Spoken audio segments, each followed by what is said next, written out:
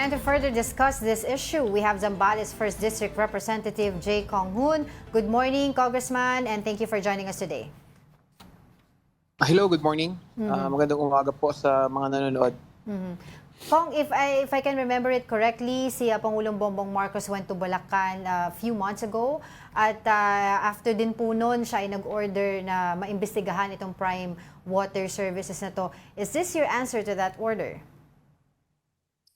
May ibang ginagawang investigasyon ngayon yung Malacanang, no? At syempre kami, may mga distrito kami na inire-represent. Gusto rin namin ipakita, no, sa aming mga distrito na talagang hindi rin kami nagpapabaya at talagang gumagawa din tayo ng paraan para talagang mabigyan ng solusyon, no, yung mabagal at bulok na serbisyo na ibinibigay ng Prime Water sa kanilang mga consumer.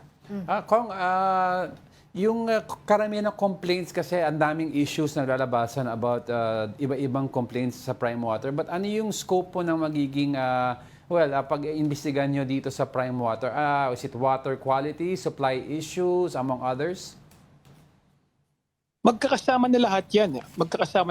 Ano?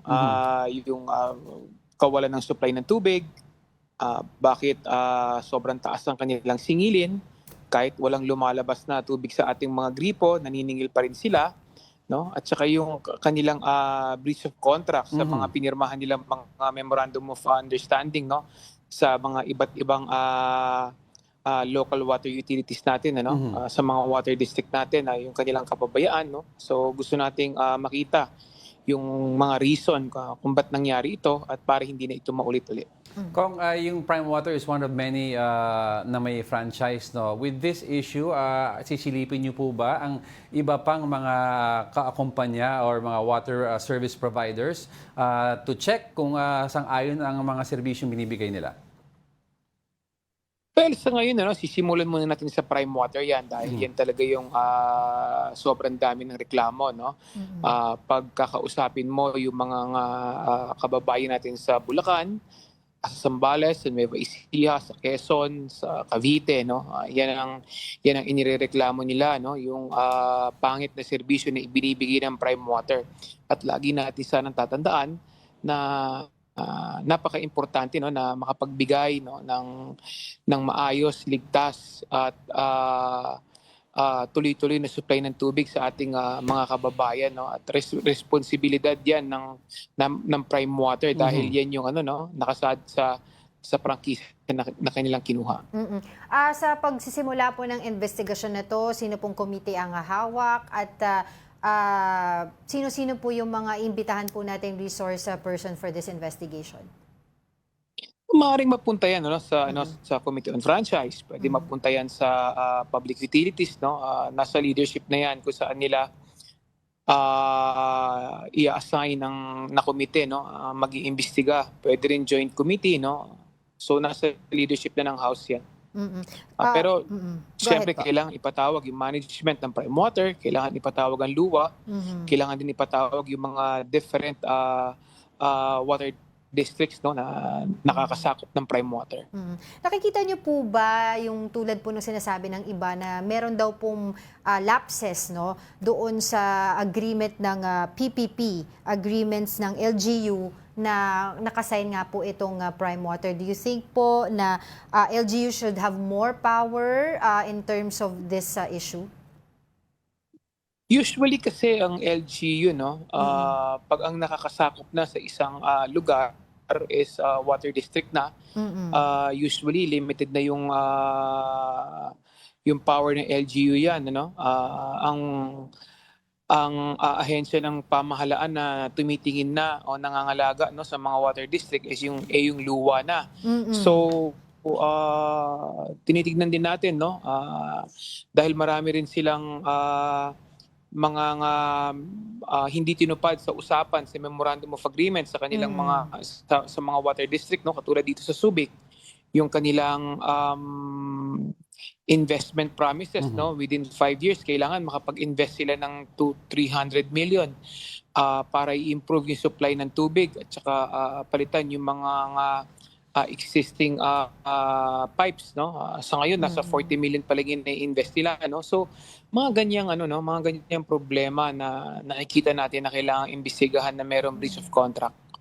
Kung with this investigation underway, do we see a possible, let's say po, magkakaroon ng issue sa prangkisang or the way the Prime Water is doing its service? Ano pa ang backup solutions natin para tuloy-tuloy po ang ang service of pagbibigay ng water supply po sa mga area na nasasakupan ng Prime Water?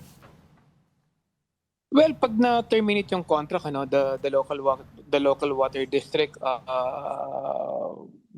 sila ang mag-take over, no. Depende kung ano yung naging usapan sa contract. Second, kailangan managot din yung Prime Water kasi kailangan i-improve nila yung kanilang serbisyo, no. At para makita natin kung paano nila pananagutan yung kanilang mga ginawa dahil sobrang dami ang naapektuhan, sobrang dami ang naperwisyo, maraming tayong mga kababayan na nakawawa, no. So kailangan bigyan din ng hustisya yung nangyari sa ating mga kababayan. But are we also seeing cancellation of its franchise to be one of the outcomes of this hearing? Well, depende kung saan pupunta yung hearing at saka kung ano yung makikita natin na nakamalian na ginawa ng Prime Water at may posibilidad din na mangyari yan, hindi natin inaalis yung ganyang klaseng possibility, no. So depende pa rin yan kung paano nila sasagutin yung mga akusasyon sa kanila at saka yung mga kanilang kakulangan. If ever po, how are we going to ensure na if ever kung ano po yung magiging outcome ng investigation ay kumbaga mabibigay po on the ground o maisasakatuparan on the ground? Kasi a lot of people are saying na medyo malaking pamilya po, no, na kumpanya ang babanggain with this investigation. Well, katulad nga na sinabi natin, hindi naman natin tinitignan kung sino yung kumpanyang may-ari. Ang tinitignan natin is yung Prime Water as a corporation, no? Dahil hindi naman ito political issue dahil sa amin sa aming mga district kung saan may mga Prime Water, this is a local issue at ramdam ng mga kababayan natin na talagang may problema yung serbisyong ibinibigay ng Prime Water.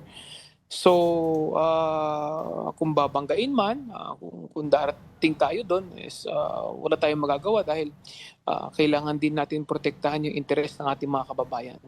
And just to clarify lang din po kung ito pong magiging investigasyon, ang scope po nito, lahat na po ng areas na may pinagsiservisyohan ng Prime Waters including Caloocan, Subic, you mentioned earlier, Angeles, what else? Bulacan. Yes, at buong buong Pilipinas kung saan merong problema ang Prime Water at sila yung nagbibigay ng serbisyo sa tubig. At gusto ko lang idagdag, almost 40 na congressmen ang nagpahayag ng kanilang suporta, na gusto nilang maging co-author na regarding sa resolution na imbestigahan yung Prime Water dahil almost 100 na local water districts, ang hinahawakan ng Prime Water ngayon at halos lahat ito ay may problema. So napakarami ng mga congressman ang talagang interesado din na maimbestigahan ang Prime Water dahil nararamdaman din naman nila yung paghihirap ng kanilang distrito. Lastly po kung what law, specific law are we looking at right now na maaaring mabuo upon this investigation? Well, we need to strengthen the mandate of LUWA, para at least maiwasan na yung ganitong klaseng pambubudol, sa mga local water districts, kasi talagang pinangakuan nila ito ng pinangakuan tapos hindi naman sila tumupad sa pangako, So kailangan bigyan natin ng mas matinding pangil, at kapangyarihan ang LUWA para at least hindi na maulit ito. And taking this opportunity na rin kung are we also looking at other investigations sa pagbubukas ng 20th Congress that you'll be leading? Well, dire-diretso pa rin naman yung mga naiwan nating investigation na sa Congress, katulad nung sa Quadcom committee, sa Quadcom, no, sa Quintacom, no, at saka sa Tricom, no. Tuloy-tuloy pa rin yung investigation natin, at saka yung mga investigation about sa kung paano natin mapababa yung presyo ng ating mga bigas, mga bilihin, no. Tuloy-tuloy pa rin ang trabaho natin sa Kongreso. All right, with that, thank you very much for your time. Zambales 1st District Representative Jay Kong Hoon. Thank you very much po.